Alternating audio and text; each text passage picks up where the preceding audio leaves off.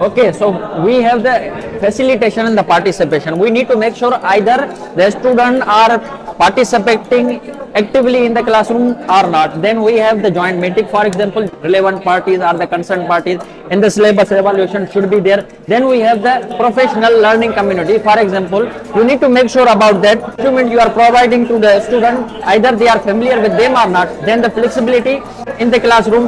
For example, you need to also make sure that the course you are providing them, they are able to understand them. Then we have the content.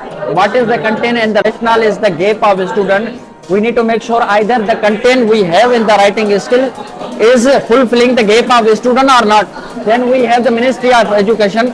Ministry of Education, we need to also make sure that the Ministry of Education, that they have the course outline, either that course outline is matching with R or not.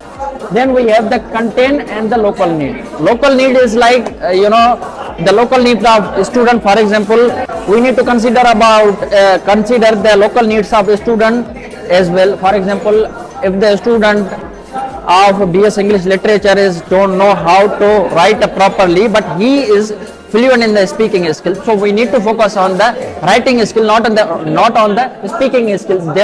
That's how the local needs works.